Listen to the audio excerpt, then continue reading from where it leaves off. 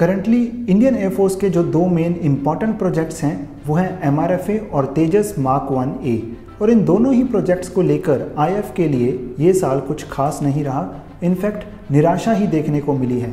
MRFA के लिए recently central government officials की स्टेटमेंट से इस प्रोग्राम के लिए नई उम्मीद तो जगी है, पर इस प्रोजेक्ट को मिनिस्ट्री की अप्रूवल से लेकर कॉन्ट्रैक्ट फाइनल होने तक कई साल लगेंगे और IF के लिए स्ट्रेटजिक तौर पर यह प्रोजेक्ट बहुत ही सिग्निफिकेंट और बजट वाइज भी इंडिया की लार्जेस्ट एवर मिलिट्री एक्विजिशन होगी। सो गवर्नमेंट और IF इसमें कोई भी जल्दबाजी तो नहीं करने वाली हैं, बट हाँ, ये प्रोजेक्ट अभी बहुत समय लेने वाला है।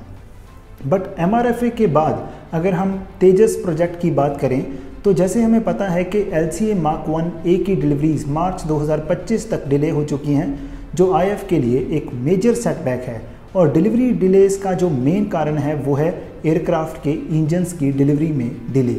GE एरोस्पेस की रीसेंट स्टेटमेंट के अकॉर्डिंग कंपनी HAL को इंजन्स की डिलीवरी मार्च या अप्रैल 2025 से शुरू करेगी, जिसके बाद ही HAL तेजस को IF को हैंडओवर करना स्टार्ट करेगा। GE एरोस्पेस द्वारा जो इंजन्स डिलीवरी का रीज़न बताया गया है वो है इंजन कंपोनेंट्स के global supply chain issues. Actual में ये इशू है क्या, इसको देखने से पहले ये जानना ज़रूरी है कि इंजन और तेजस की डिलीवरी कोई पहली बार डिले नहीं हुई है। इनफैक्ट पहले भी कई बार डिलीवरी कमिटमेंट्स हो चुकी हैं, पर GE एरोस्पेस और HAL की वजह से अभी तक पहला LCA Mk1 IF को डिलीवर नहीं हो पाया है। दरअसल इंडिया ने GE एरोस्पेस के साथ 2021 में इन इंजन्स के लिए एग्रीमेंट साइन किया था, जिसमें F404 IN20 वेरिएंट के इंजन की 99 यूनिट्स की डिलीवरी मार्च 2023 से शुरू होनी थी, और ये 99 इंजन्स का कॉन्ट्रैक्ट IF के 83 मार्क 1A यूनिट्स के ऑर्डर के लिए था।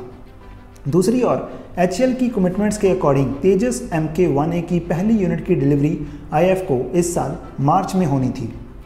क्योंकि लास्ट ईयर GE एरोस्पेस द्वारा इंजन्स की डिलीवरी नहीं की गई, सो नई टाइमलाइंस के अकॉर्डिंग इस साल फरवरी या मार्च से इंजन्स की डिलीवरी शुरू होनी थी।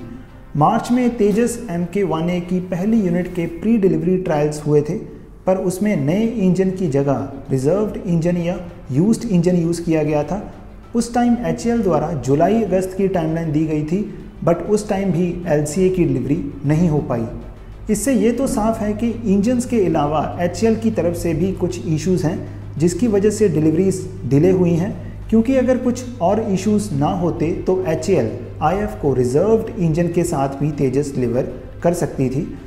उस टाइम पर एयरक्राफ्ट में कुछ टेक्निकल इश्यूज़ की भी रिपोर्ट्स थी, और करंटली वेपन इंटीग्रेशन के भी कुछ इश्यूज़ हैं, और HAL की तरफ से कहा गया है कि वेपन ट्रायल्स के बाद एयरक्राफ्ट IF को हैंडओवर किया जाएगा।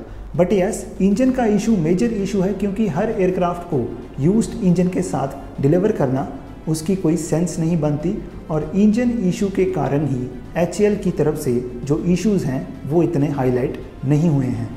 पर देखा जाए तो कॉन्ट्रैक्ट के अकॉर्डिंग इंजन्स की डिलीवरी में 2 साल का डिले है। ओरिजिनल टाइमलाइन थी मार्च 2023, न्यू टाइमलाइन है मार्च 2025। अब बात करते हैं इंजन्स डिले की वजह की। GE एरोस्पेस की तरफ से कहा गया है कि डिले का कारण इंजन में यूज़ होने वाले कुछ क्रिटिकल कंपोनेंट्स की अनअवेलेबिलिटी है। GE ने कहा है कि एक साउथ कोरियन फर्म जो इन कंपोनेंट्स को मैन्युफैक्चर करती है वो कई फाइनेंशियल चैलेंजेस फेस कर रही है। दरअसल 2016 में GE एरोस्पेस ने कोरियन कंपनीज़ को F404 और F414 इंजन्स के पार्ट्स को डोमेस्टिकली प्रोड्यूस करने के राइट्स दिए थे, बट रिपोर्ट्स के अकॉर्डिंग एक फर्म बैंकरप्ट हो चुकी है, जिसका सीधा इम्पैक्ट GE के ऑपरेशंस पर पड़ा है।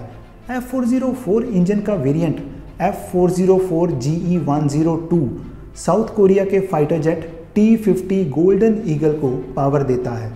GE एरोस्पेस ने उस कोरियन कंपनी के नाम को तो स्पेसिफाई नहीं किया है, क्योंकि उससे GE के लिए कई इश्यूज अराइज हो सकते हैं।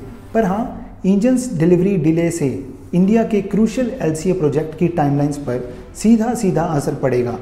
HAL और गवर्नमेंट की तरफ से इसके रिगार्डिंग GE से ऑल्टरनेटिव सॉल्यूशंस के लिए डिस्कशंस जारी हैं, बट लॉन्ग टर्म में ये सप्लाई चेन इशू अभी अनसर्टेन है।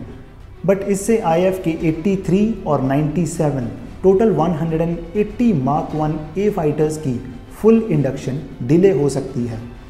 इंजन्स के एग्रीमेंट में लेट डिलीवरी के लिए पेनल्टी क्लॉज भी है, पर डिफेंस मिनिस्ट्री के ऑफिशियल्स द्वारा क्लियर किया जा चुका है कि पेनल्टी इम्पोज करने की कोई भी प्रपोजल नहीं है, क्योंकि पहले कुछ मीडिया रिपोर्ट्स में GE एरोस्पेस पर पेनल्टी लगाने की बात कही गई थी और इंडिया अपने लॉन्ग टर्म इंटरेस्ट्स को ध्यान में रखते हुए ऐसे स्टेप को अवॉइड करेगा, क्योंकि इंडिया का ना सिर्फ पूरा तेजस प्रोग्राम बट 5th जनरेशन एमका भी अमेरिकन इंजन्स पर ही डिपेंडेंट है, क्योंकि तेजस मार्क 2 और एमका में more powerful F414 engines use किए जाएंगे। सो ये थी बात इंजन्स डिलीवरी की, जिसका इम्पैक्ट लॉन्ग टर्म में एट द एंड एयरफोर्स की स्ट्रेंथ पर ही पड़ेगा अगर ये सप्लाई चेन इश्यूज ऐसे ही चलते रहे। आगे बात करते हैं HAL की प्रोडक्शन कैपेसिटी की। इंजन्स डिलीवरी में डिले एक अलग इशू है, पर HAL की प्रोडक्शन कैपेसिटी वो उनकी एक खुद की जिम्मेदारी है। HAL की कमिटमेंट है 2028 तक 83 LCA Mark 1A एयरफोर्स को डिलीवर करना, जिसकी वजह से HAL अपने प्रोडक्शन एफर्ट्स को तेज़ कर चुका है। HAL की पूरी कोशिश है कि मैक्सिमम एयरक्राफ्ट्स को रेडी किया जाए जब तक इंजन्स उनके पास नहीं आ जाते। करंटली HAL तेजस Mk1A के 14 एयरफ्रेम्स को तैयार कर चुका है, जो फाइनल असेंबली लाइन के लिए रेडी हैं, और HAL की इस अप्रोच से फ्यूचर में डिले टाइम को कम किया जा सकता है, क्योंकि एयरफ्रेम्स और बाकी असेंबलिंग करने के बाद सिर्फ इंजन्स और एवियोनिक्स की इंटीग्रेशन ही बचेगी, और जब इंजन्स की सप्लाई शुरू होगी तब उनको एयरक्राफ्ट्स में इंटीग्रेट कर दिया जाएगा। और इन एयरफ्रेम्स की टेस्टिंग के लिए भी HAL के ओल्डर इंजन्स को ही यूज़ करने के प्लान्स हैं, जिससे क्वालिटी स्टैंडर्ड तो मेंटेन रहेगा ही, उसके साथ प्रोडक्शन भी कंटिन्यू रहेगी। और करंट प्रोडक्शन कैपेबिलिटी की बात करें तो HAL की बेंगलुरु फैसिलिटी की 16 एयरक्राफ्ट्स पर ईयर डिलीवर करने की कैपेसिटी है, पर यह फैसिलिटी करंटली अपनी फुल कैपेसिटी पर ऑपरेट नहीं कर रही, जिसमें कुछ अपग्रेडेशंस की जा रही हैं। HAL ने नासिक में भी तेजस के लिए एक नई फैसिलिटी का सेटअप किया है, बट ये फैसिलिटी अभी ऑपरेशनल नहीं है, और HAL के अकॉर्डिंग 2025-26 से उनका 24 एयरक्राफ्ट्स डिलीवर करने का टारगेट है बेंगलुरु और नासिक फैसिलिटीज़ से। पर आखिर में सिर्फ प्रोडक्शन कैपेसिटी ही काफ़ी नहीं है, क्योंकि फाइनल एयरक्राफ्ट डिलीवरी GE की इंजन सप्लाई पर डिपेंडेंट है। अभी ये क्लियर नहीं है कि तेजस Mk1A की पहली यूनिट को ओल्डर या रिजर्व्ड इंजन के साथ अभी ट्रायल्स के बाद ही डिलीवर किया जाएगा, या फिर मार्च अप्रैल में नए इंजन के साथ।